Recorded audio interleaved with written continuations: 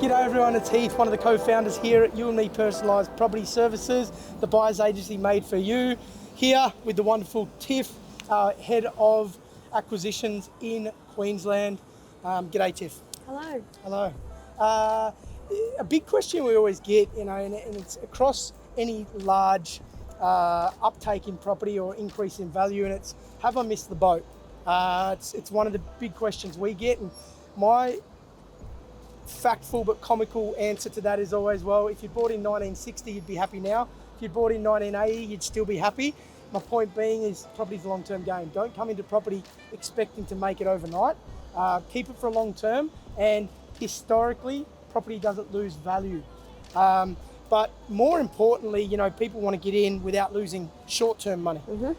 So we're talking about what we think of the property predictions here in Brisbane over the course of the next year, 2 years, whatever it may be, and also what it's done since COVID, because obviously that's a big talking point as well. Australia's gone up since COVID, the world's gone up since COVID, as we know, but what specifically has Brisbane done over the last 4.5 years? Yeah, so we've had a growth of around 70% in the median house price, and it's been quite high for units as well, around 50% growth in units, which is very, very strong too. So absolutely huge growth. Yep. So we would all love to have got in December 2019, but the reality is there's still time. What are we thinking for the next 1-2 years, Tiff? Well, the thing is, Brisbane started out as a more affordable city, of course, than Sydney and Melbourne. And Brisbane is on its way to become a world city. So we're standing here with Queen's Wharf in the background. So I'll leave the gambling to all the people in the casino. But for me, I think we've still got a lot of really strong factors that point towards good continued growth for Brisbane. So things like, let's talk about Brisbane itself. I mean, we've got the Olympics coming up. That's huge. Yes. It creates a lot of jobs, a lot of immigration on top of tourism. I come to Brisbane maybe once every 3 months, and the last time I was in Brisbane, this wasn't really there. Yeah. So I'm seeing this. I'm going to go to the casino tonight, but this wasn't here last time. Like, this is fantastic. The connection between the city and the south is just phenomenal. And you've got the weather on top. So why wouldn't you want to live here? Absolutely. Look, we're still seeing a lot of inquiry come out of Sydney and Melbourne. A lot of people that are still wanting to make the decision to move as a result of lifestyle play. So whilst we're not seeing the same migration, interstate migration that we did off the back of COVID, we're still seeing continued migration from the southern states.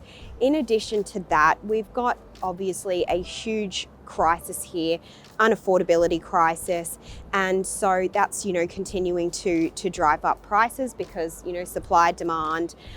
We're struggling to deliver new product to market, so that's creating additional constraint in terms of the supply that we've got to actually meet all of these new sort of occupants, new households that are forming here in Queensland. So whilst we aren't going to see the 20% increases that we've had on year, we are still going to, in my opinion, see some really strong, good growth for Queensland. National average sits at about 5%, and we've had growth of 20% and upwards of that for some suburbs. So there's still excellent opportunity to buy here in Brisbane. There's still plenty of money to be made.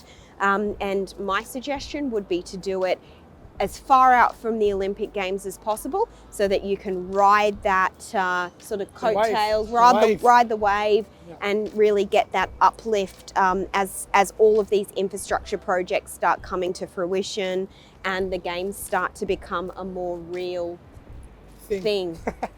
I mean, it's simple economics, right? If you take everything away, it's supply and demand. Supply and demand. It doesn't matter what else is happening. If there is low supply and high demand, guess what? Your property goes up. Vice versa goes on the other side. If there's high supply and low demand, this is what Melbourne's experiencing right now. It's going to go the opposite. Yes. So, we're talking about inflation. Inflation's still at 3.9%. They want it 2 to 3. What does that mean?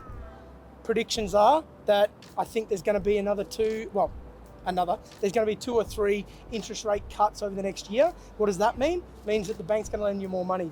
You can afford $700,000 now, or you can borrow $700,000 now.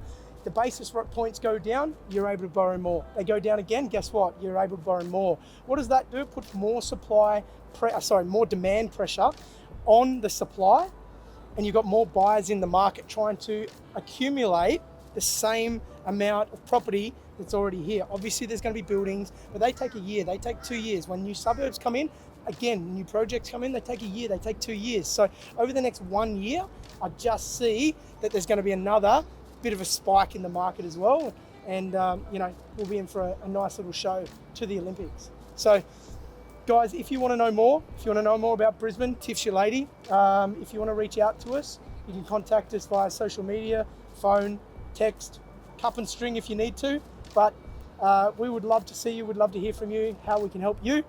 And until next time, happy investing.